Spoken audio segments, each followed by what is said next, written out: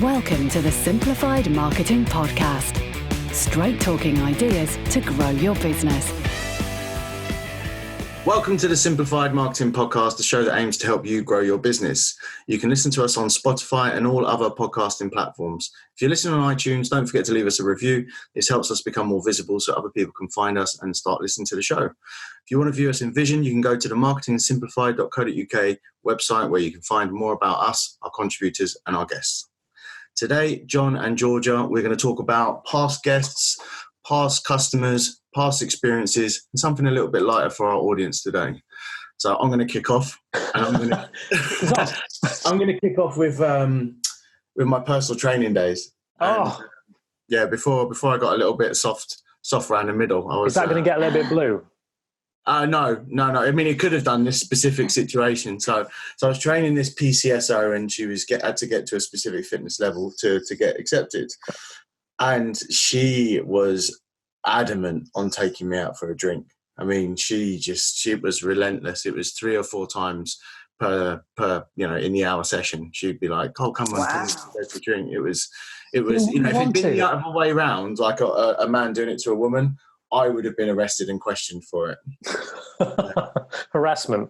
It kind of was. It was borderline that. So I didn't go out for a drink with her, but I did get another 10 sessions out of her, which is the sign of a great business person.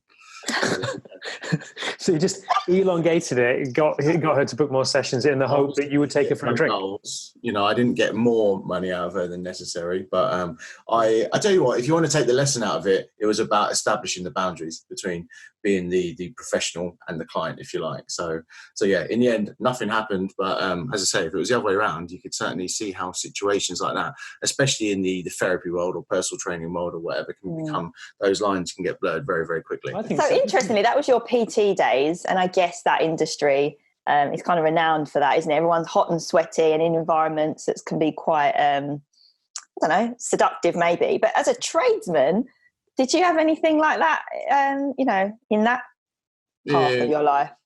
Once or twice, and I speak about this with other tradespeople, and it's funny. Like one guy that I speak to, and I'm not going to name him, but I'm going to put it on him rather than sort of put the attention on me. Is every time that happens to him, all he reminds himself is it's only because they want a discount. It's only because they don't want to pay the money, and he'd rather have the money.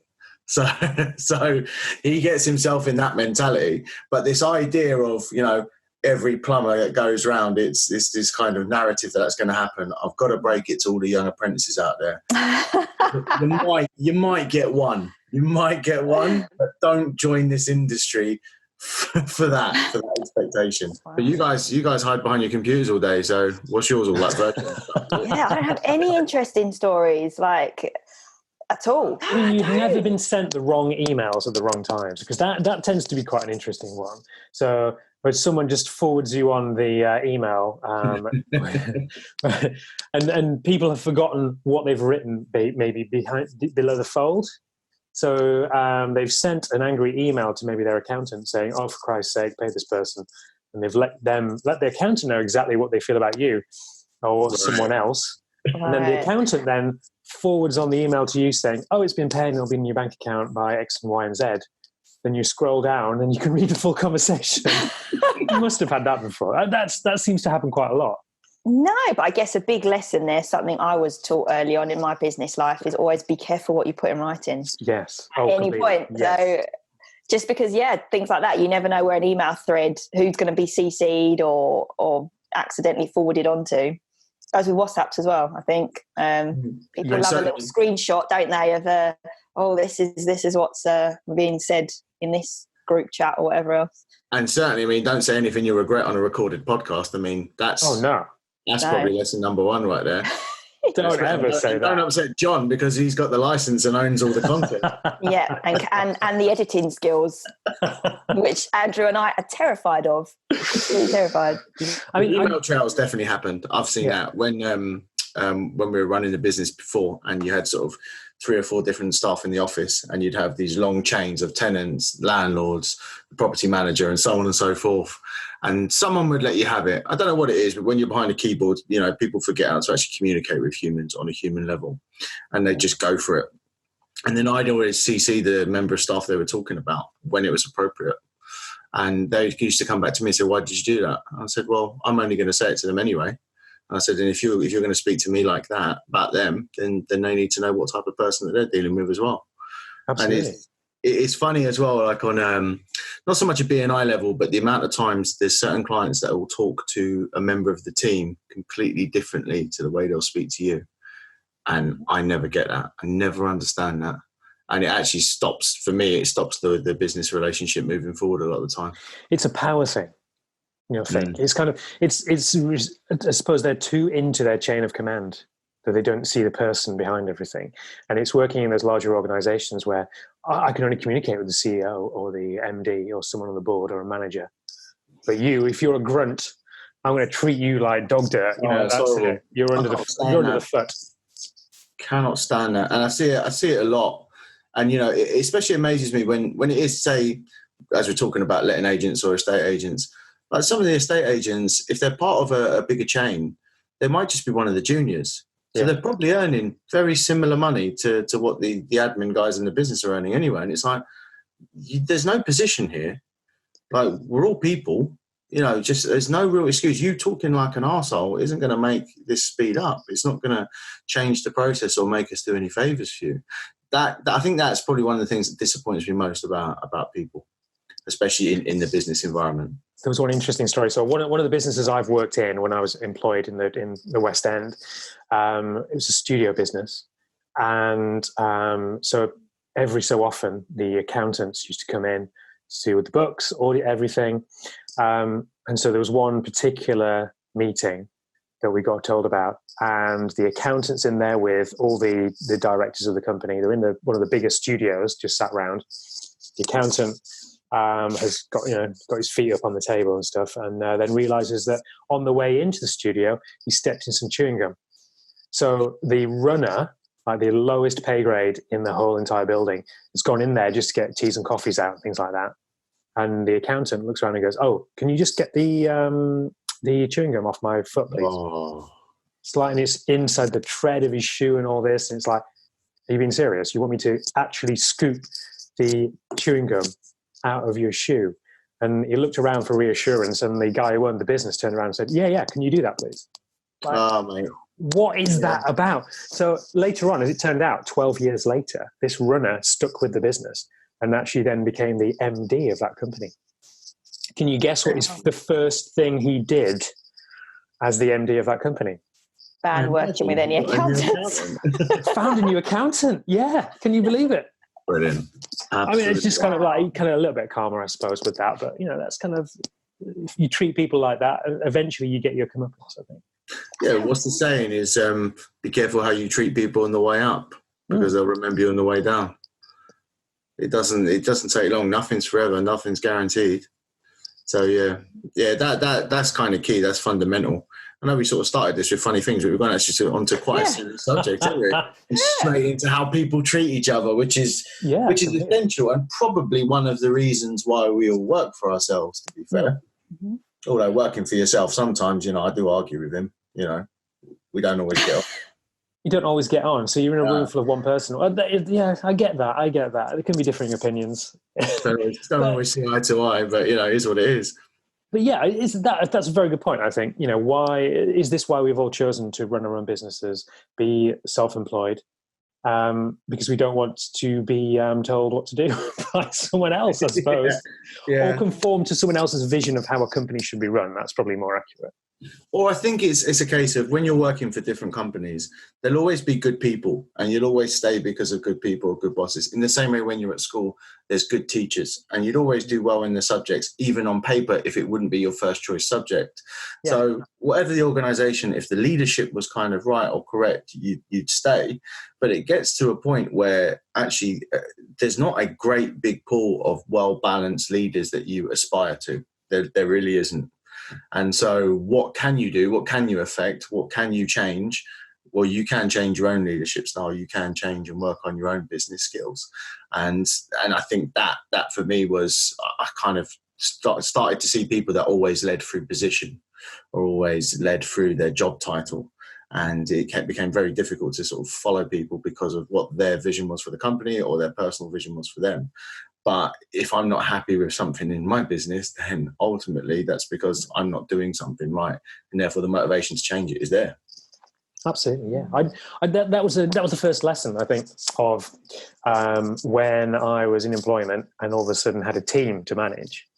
You don't, like you say, you don't just rule by the fact that you are put in that position. You have to start to earn the trust and respect of the people below you, and you still have to teach those people. And any manager is there to replace themselves with the people who are below them. So you train them up to take your position. There was an interesting thing that I'd read the other week about the failures of business. Because if you think about a structure for the business, you get promoted in a larger business because you're good at doing the job that you do. And then you put into a new role, which you aren't necessarily good at doing. And you have to learn how to do it. And then you get moved on to the next one. So you're kind of always moving up into something which you don't necessarily have the skills to do. Yeah, it's bizarre. That's why it's a bizarre. Yeah, it's you have a good base of kind of good attributes in terms of communication, listening, problem solving, for argument's sake. But you're right, that technical aspect of the job, you see it in trades all the time. So one of my things is about getting trades off the tools. Sometimes they don't want to come off the tools.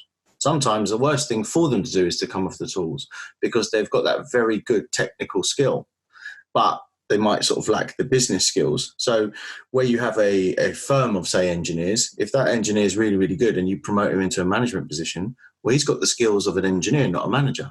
But you're right, it is a fundamental sort of breakdown with that. Is like they should still be an engineer, but maybe 80% of the time, and the rest of the time being allowed to harness their skills in terms of that problem solving, communication, or whatever it is. And there's an interesting example, isn't there, in one of our BNI networks? So there's a removal company, and the guy who owns it, all he wants to do really is get in the van, drive somewhere, fill it up with people's stuff, and drive it to the place and help move them in nicely. It's a great service, but he doesn't want to run the business. He wants to be out there driving the van, taking stuff around. That's what he wants to do, and he enjoys doing the heavy lifting and stuff.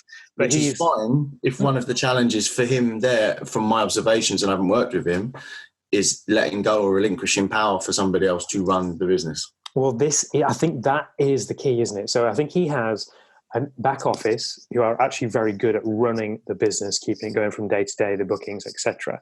Where it tends to fall down with things like that is the vision for the company moving forwards. Because if you're constantly out there on the tools and you've got someone else to actually do the day-to-day running of everything is sorted out. Apart from the vision, how do you move forward? What's the next marketing strategy? Because you've got your head too buried in being in the van, you don't actually see the bigger picture of the company and how to move it forward, even down to the fact of, is your van a bit, old and broken up and has a few dents in it? Don't you want to, is there someone who needs to come in and say, look, that van could do with rebranding, looking nicer, newer, cleaner for the clientele you're going to work with, and this is what you need to put in place to actually get bigger customers further down the line. So what would you do for a company like that they want to scale, but you're speaking to the company owner and director who loves driving that removal van and going and being hands-on with that client, right? So I don't know, maybe from your point of view, Andrew, how would you then help that person scale? Is it a case of trying to convince them to get off the tools, so to speak, or are there other things to think about that they could put in place that could help them scale? But then they'll always sort of be below the decision-making process, right? Because they'll always have to be, like John said, in the business and being hands-on. So you can't really do both successfully, right? Well, I think it starts with establishing the roles and responsibilities, and before you're doing that, it's a case of establishing what that individual's really good at and what they really enjoy doing. If you can get them to a position when they're always doing the things that they enjoy doing, then you set the roles and responsibilities that the rest of the company pick up the other bits and pieces. And in an ideal world, you've got this hierarchy of individuals within the business, all doing what they're really good at and all doing what they really enjoy doing, working towards this one fixed vision. But as John mentioned and you mentioned there, is to get that vision straight, with somebody like that specifically, it's about establishing the pain points. And you're going to have to make that pain real enough for them to put in a serious long-term plan as to achieving what their vision is and what those medium and long-term goals are going to be. Because most of the time, and you see it all the time, people still just sort of go from week to week, month to month, figuring it out as they go. And that's no issue for some businesses, but then be realistic about where you're going to end up being. With who we're talking about at the moment, I think they would be happy doing that stuff all the time. But the business isn't then leading or driving itself because the initial goal setting and the initial vision work hasn't been done. And that could, by the way, just be a half day with the team. It doesn't even have to be led by anyone externally. It just has to be a discussion about where the company wants to go together. And if he's unsure, then it would be bringing someone external in just to kind of ask the difficult questions and be a little bit confrontational about solving those internal issues and internal problems, and have someone make him accountable because he's the boss, he's the leader. And as it stands, most of the time, the person that's in charge is never really confronted about it because they're the boss. Yes. And it's a private business, and you're an employee of theirs, and you don't necessarily want to rock the boat. But realistically, a business like that, if it doesn't have all those roles and responsibilities separated out, and it's someone's job to actually do the marketing and forward the business, it's always going to stand still. Yeah, it just gets stuck. You're going to be lucky on the contracts you get. And it would just end up washing its own face, turning over what it needs to turn over, bringing the money that it needs to pay its people and kind of break even. Again, if that's where they want to be and everyone's happy on their salaries, don't worry about it. Yeah. Honestly, don't worry about it, because you're going to have to go through some uncomfortable task elements, strategy sessions in order to grow. You only grow when you're uncomfortable. Again, it's the gym analogy. When you go and you overload the muscles, you break them down, then you fuel them properly, you rebuild, you grow, and you're stronger next time. It's that constant process that you go through, whether it's mental, physical health, but also in terms of the mental and physical health of the business as well. But he might not even have the self-awareness to kind of want to do that or ask those questions. And again, there's no right or wrong with this. It's just a case of hopefully the employees will stay long enough because they enjoy working there, even though they might be frustrated about the overall vision and ambition and direction of the company. That is a really good point, isn't it? You're all right until there are major changes. Until there's a disaster, like, I don't know, a virus of some sort, which might, mean that you can't work for a number of weeks and you're losing a lot of business from that. And how do you keep things going? Or if one of the real key members of staff then decides to move on for whatever reason, then you're going to have a real kind of a bad time in the business. But Georgia, I mean, from our creative side of things, have you noticed, I don't know if you kind of notice these types of companies. From my own perspective, it seems to be that type of company kind of understand that they've got this problem. Cost is always a massive issue. And they keep coming back to you for ideas. And then you kind of give them that advice. Then they go away for a few months. Everything goes back to normal because they've got some more jobs in. It's fine. And then the same hiatus of something where business, slows down a little bit. They come back and ask the same question again. Then they go away because cost might be an issue. And the cycle kind of continues on and on and on. And there's no resolution to that. It will always be a question in the back of their minds until something really drastic happens. Well, I've been quite lucky the last year or two in that the clients that I've started to work with, I've educated them a certain way, maybe they've realized it in part by themselves, but they've understood the value of consistency, and that by building up their business enough to a point where they can pay people like you or people like me on a monthly recurring basis, even if it's on small retainers to start with, it's that consistency that is important, because it takes time to build up a brand, right? And to get noticed in the community. If you wait for a time like now where there's a virus going on to start trying to be visible, you're playing catch up, because actually it's going to take a good few months for all of that hard work that people like you and I do for our clients to get in the forefront, right? And to build momentum, by which point, it could be too late. But it's about working with the marketeers that can identify your biggest challenges in your business and work with you with things like your budget and think, right, this is your area. Like you used the example with your removals guy, right? If he's doing lots of work, but his van is really shoddy, that's his biggest thing. That's his biggest marketing, advertising piece in his whole business.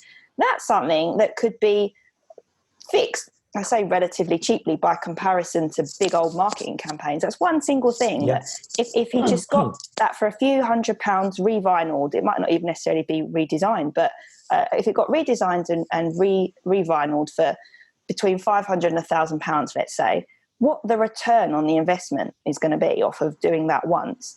compared to some companies that sort of panic when they're thinking, okay, marketing companies and retainers, I'm going to be spending, 10 grand, 20 grand, 30 grand a year, and I'm only a small business. It starts on just the small things, getting the small things right, get your van right, get your uniform right. Even something like how you're answering the phone, how you're communicating, how regularly you're communicating with your clients. All these little things can help build momentum, and you build your business up slowly, but you should be doing that all the time. You should always be looking at the small things so that you can get to a place where your business is functioning enough and you can start paying agencies to help you. And then you can focus on the business and work with people like Andrew to help you look at the vision properly and to get all your staff in place and grow the team and everything else that comes with it. So, that would be my advice for guys, to not wait to start. Okay, I'll start my marketing later on. The smallest thing can be a good idea with marketing. You just need to speak to the right people and get advice. So how often have you two had those kind of reluctant clients that maybe had the first conversation, the first phone call, the first meeting? You can see they are aware of they need to be doing something different. They're aware that they need your help or support, but there's just no kind of follow-up. There's no backup. What are the struggles and the pitfalls that you guys have with customers or clients like that? I'll let you go, John, first. Yes. Well, you can, in a way, you can kind of see it straight away. There's a certain kind of, it's the questions that I think that are asked first of all, and they often involve cost. It's, and it's mostly that kind of like scared appearance. This all sounds brilliant, but how much is it going to cost? That's like the number one thing, number one kind of like flag with things like this. And I think George is very right. It's getting the small things right straight away. Sometimes it's, and it was a good strategy as well with different people just starting out in something like BNI as a networking organization, if it's a way you use to build your business. Offering people a smaller package or a smaller something, which isn't going to break the bank, but you can see a lot of value in, is the first step to kind of building the trust along that path of this person becoming a longer term business prospect for you. It's because it is building that trust. If I'm going to give you £1,000, let's say, I want to know what's going to happen with it. And if you say, right, I'm going to put £1,000 on Google Ads or on Facebook, then there's a little bit kind of like, oh, is that going to work? Is that really going to work straight off? Because you can show facts and figures for other clients based on that. And yes, it did work for them, but will it work for this particular person? So if it's something tangible, like, right, number one, highly visible on the roads, let's sort out your vans. They're going to look superb. They're going to come back to a really, look fantastic. And you've got your telephone number, website, etc. on there. Even if your website is then just a landing page, the first thing, and you've got a professional phone number, an O2O number of some sort, which can easily be rented for £2 a month via different companies that we've worked online. So not just a mobile number. Things then as well, if you've got a website and you've got the right domain, you can use that for your email accounts. You can set something up really simple, which doesn't cost very much money. It's something like £5 as a setup fee to have info at your domain rather than bob@hotmail.com. I think those things are like the real kind of starting out points. And you've got an O2O number to call, means that you probably have an office.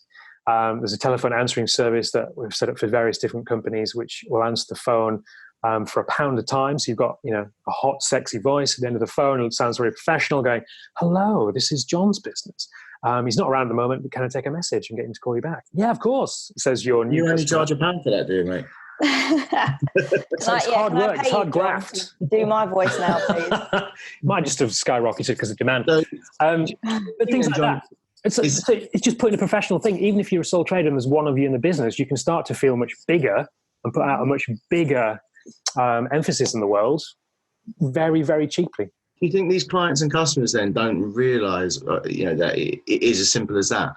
And that whilst they're coming into or entering a world that they might be a little bit unfamiliar with, and therefore there is that level of uncertainty or worry. But as you mentioned, there's entry levels, there's different things they can do, there's smaller things they can do. At what point do you kind of get and say, actually, this isn't going to work, because you can take a horse to water. You can give them as much information as possible. You can be really sort of helpful, supportive, do your own internal sales process of following up, extra information, free downloads, point them here, point them there, refer them here, refer them there, give them as much free time as possible. But ultimately, if they're still not in the right psychological state of readiness, they're not going to make a decision for themselves, for their business, and therefore come on board.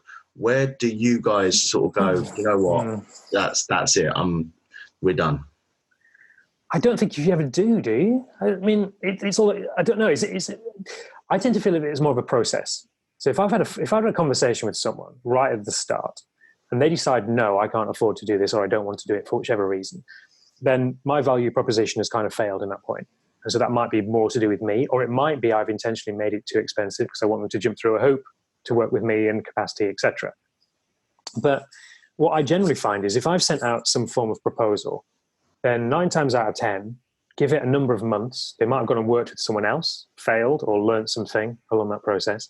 Further down the line, if I've done my right touch points on social media and email marketing, further down the line, could be a year, could be 2 years, you're quite likely to have a conversation again when that business has grown and they're a better prospect then, and they're more ready then to take on or work with you. I don't know if you found similar things. I did actually. One client jumped straight to mind. He was a trade. He spoke to me a long time ago about wanting to rebrand his business.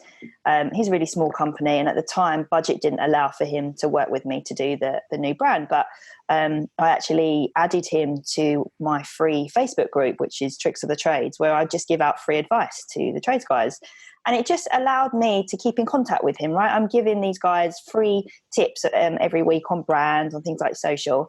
And he came back to me 2 weeks ago and we booked in our ideal client workshop. And he was saying, I've been following you on this group and that makes sense. And I've done this little thing that helped me and I stopped making that mistake because you were saying about like boosting posts, all these little things. So I knew right from the start he wanted to work with me. It's just it wasn't the right time. But he needed the logo, which there's not much I can really wiggle room in that sense with everything that goes with it. So he needed a couple of months to sort himself out, to arrange his finances, and he got to that position, which then was right. But something that happens a lot with me is I get a lot of trades and construction clients come to me and they say, I've seen what you've done for John Smith Builder. Yes. Yeah. I want that. They're really excited because they've seen like how amazing we've rebranded them offline, online, like on their socials and stuff. And then I start talking to them about the packages for that just so they can piece it in their mind. But I know full well they're never going to be able to afford that right now, because that business that I worked with, this new client haven't seen the 3 years that I worked with them before they got to that stage, doing the small things, the van, the business card, the uniform, the tiny little incremental bits, which helped that business build up a brand to get to a point where they were making enough money to be able to afford to do the thing they really want. And that is a whole educational thing. That is my responsibility to sit with the client and say, do you know what, actually, even if you did have that money for these retainers, I wouldn't take you on right now, because I'm auditing your whole business and your vans are disgusting. Your uniform, you're turning up in Nike t-shirts and things like that. Everything else offline, we're not singing from the same hymn sheet. Your business brand foundations, the brand creation, which is what I say, need the one-off things, all need to be in place before we start doing any brand promotion, which is the ongoing stuff. So that's the way I educate my clients. It's almost like I don't really care how much money you've got, because I'm not going to do that for you now while everything else is wrong, because I'd be doing you a disservice. I'd be taking your money to promote your business, which is going to look incredible on your social, and then you're going to rock up in your Nike t-shirts and your banged out van with no vinyl, right? So I'm doing myself a disservice and my brand. Yeah. So that's what I quite like, is when the brand stops being about the visual and the creative, but also is in effect the operational process and how and the feeling you leave your customers with. But there was some stuff that you guys mentioned there, which we probably take for granted now because we've been in business for a little while. But we mentioned Facebook group, we mentioned the logo works, we mentioned the email marketing, we mentioned the follow-up processes. Those are all systems within your own businesses, which actually we don't even get to talk about with our clients, whether it's kind of, vision or goal setting and whether it's branding. But there's so many elements and extra values that we're adding or we're trying to give or we're trying to allow people to be a part of our community. This podcast is another one that kind of, as you mentioned, it's like the information's there, the downloadable sheets are there, the resources are there, and it's when you're ready, you'll just come along in that funnel, and when you're ready for this bit, have that bit. When you're ready for that bit, John in a previous podcast mentioned the 30-minute free call that we do. So there's always these little ways that we try and offer value, but we can also give these tools to our clients to offer values to their clients as well. Yeah, because that's the thing. You have to think about this. The things that we're trying out from a marketing perspective are the things then that we're trying to hone, replicate, and see if we can get the same results for our own clients in many respects. And also as well, if you think about this from a creative point of view, if you've got a brand new logo or brand and you're rolling it out everywhere, it's kind of faceless in a way because you don't ever see or get to hear from the designer who put all this together and the ideas that they came up with to create this amazing new thing. And it's kind of almost a fact of, as Georgia kind of like touched on, we want our work to be seen by lots of people and to be appreciated for the amount of hard work and time and effort that's been actually put into it. And I think sometimes it can be undervalued. I think probably not a few times. I think a lot of the time it's undervalued because you don't see a human face with it.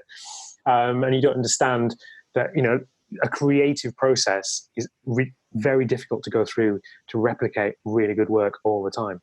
And it takes a lot of skill and a lot of experience to be able to actually do that for companies. So don't undervalue and don't rubbish what has been created. Yeah, I get that. And I think that the bigger takeaway for me on that one is the association of professionalism. Because if you guys have bent over backwards to go through that creative process and you both have the foresight to say, actually, you're not ready for this yet, you're not at this stage yet, your business isn't there yet, you could make the brand look fantastic on the surface, but you scratch just a little bit behind it and, the operations fall down, the sales fall down, the follow-up isn't there, and therefore the reputation of the business and therefore the reputation associated to that brand is rubbish kind of overnight. Like, I'm no coach, right? But as you guys know, I manage a lot of social platforms for my clients in terms of the brand. So I'm an administrator. So I get notified when my clients are having messages. Hi there, John Smith Builders. I'd really love to get a quote for an extension. Okay. I see all this because I'm an admin. I also then see when those same clients message 2 days later, hi, John Smith Builders. You haven't got back to me yet. I'm still waiting. Now, when I then have my monthly marketing meetings with these clients, rightly or wrongly, I'm then kicking their asses because I'm like, okay, guys, you're paying me a great amount of money. Like, we're doing so much hard work. You're thrilled with all the work I'm doing. It's generating you lots of inquiries and lots of business. Why do I keep seeing that you're not getting back to these clients? What we're doing here is we're undoing all the hard work that we're doing together here, the time that you're putting in with the monthly sessions we're having, all the creative design time me and my team are putting in. We're undoing all of that. This is really important that you do get back to these clients and just manage them, even if it's a case of, oh, thank you very much for messaging. We're best reached on email now, blah, blah, blah. So I've started putting in place for the clients that are struggling on Messenger, automated Facebook messages. So now anyone that messages, they're sent an automated message thanking them for getting in touch. But because they're best reached on email, we're trying to divert the client there because then it's going to be seen and have more chance of being responded because they struggle with Messenger. But unless you're starting to keep on top of these things with your clients and help solve their struggles and maybe some of their tech issues, you're completely undoing your brand because everything we're doing is fantastic, but you not giving them that phone call back and them having to chase you, you just lost a potential client. You've just lost however many other potential clients when that person says, oh, don't bother calling John Smith Builders. I was chasing them for 2 weeks and no one responded. Yeah. So that's the extra value where you guys come in, because you two are smaller sort of, brand agencies, digital agencies and so on and so forth. That kind of love and care for the client is there. If they were just a number in the system or, get hoodwinked into some sort of SEO £500,000 a month thing of some faceless company, that joint up approach isn't there. And where you say about being a coach or not being a coach is business experience. So at the end of the day, if you're there and you're generating these leads and inquiries for someone and they're not coming back, and you're able to kind of see where that bottleneck is and manage it, that's perfect. And that's underestimated and underrated, I think, by a lot of other customers. It still goes back to fundamentally some of the same issues that we see time and time again with all of the guests that we've had on so far. It's always communication and speed of communication. Every single time it's those two things. And you can automate a lot of it and do what you've just mentioned, Georgia, but it still comes down at the end of the day that business owner, I don't know, I haven't worked out what it is. I don't know what it is, that psychological button that just sort of says, something sort of says, I'll call it tomorrow, I'll do it later. And I don't know what it is to overcome that and just sort of, I think is there a 5-second rule? Is if you don't do it as soon as you think of it in 5 seconds, I've read that somewhere. It's don't pick up, right, I've got to do that now, pick up the phone, do it right now. If you haven't got that sort of mindset or develop that habit to do it in the first 5 seconds, early doors, you then get into this habit of procrastinating it, putting it off. Yeah. Once you put it off once, you've already psychologically allowed your brain to make the decision that it's okay to put it off once, and therefore you put it off again and again, and then the customer reminds you, and now it's a little bit embarrassing, so you put it off again and again and again. Yeah. So it's Mel Robbins, actually, if anyone's interested, and go on YouTube. I think she puts this brilliant talk together about this. Is it 3 or 5? I can't remember, but your brain kicks in. The 5-second rule might be actually when you drop food on the floor. Food on the floor, which typical you would. Yeah, I might be confusing those two. Yeah. I can't remember if it's 3 or 5, but the whole concept, exactly what you just said, is that even if you're in bed, right, and you're like, the alarm goes off or whatever, and you sit there and you contemplate, should I just stay in bed or whatever? If it's gone past the 3 or the 5, whatever one it is, your brain kicks in to like safety mode and trying to do something, trying to convince you otherwise. So you have to make the snap decisions within that short time frame. That's when you're going to experience more results, because you don't allow your brain, you're kind of like fighting with your brain and having a little battle, but you don't allow your brain to start kicking in and giving you all the reasons why you should not do that thing. So maybe you have to kind of, I guess, race with yourself. If it is a case of, should I ring that client? No, instead of that, when you get to 2 seconds, just press the damn button with the link of their phone number that pops up and you're on the phone. I don't know, like make a game of it. Maybe that's one idea. But yeah, when you do solve that, Andrew, do let us know, because I it is. I've just had a quick look. It's the 5-second rule by Mel Robbins, as you said. Yeah. So perhaps we'll put the article on the bottom for everyone, and I'll have a really look cool. at it. I'd like to learn a bit more about that one for sure. Mm-hmm. She's got a great one on procrastinating as well. Well, just find a way of being in people's heads for the first 5 seconds of every single day of every single decision. So that's the next step. Oh my God, that's terrifying. You to be in everyone's head for the first No, yes, no. Ah. Yeah, we went full circle on this one today. Yeah, it started off with some light-hearted stories about my personal training days. Ended up about truly the different levels of sort of value that we had in terms of providing for our own customers, our own community, about how people can come in and do the small things like the domain names, like the emails, like getting a logo, and also how we work in terms of maybe not taking on a client if they're not quite ready, but be a part of this community. And when you are ready, come on board. And then went all the way through to procrastination and 5-second rules and picking food up the floor. So, it's out. So thank you very much for listening. And don't forget that if you would like to have a free 30-minute consultation call with the three of us, or strategy call, then please visit johnlawley.co.uk/strategy-call, and you can set up that call then. So we look forward to speaking to you and look forward to having you with us next time. That's all for this time, but don't worry, we'll be back with more soon. Stay tuned for new episodes at marketingsimplified.co.uk.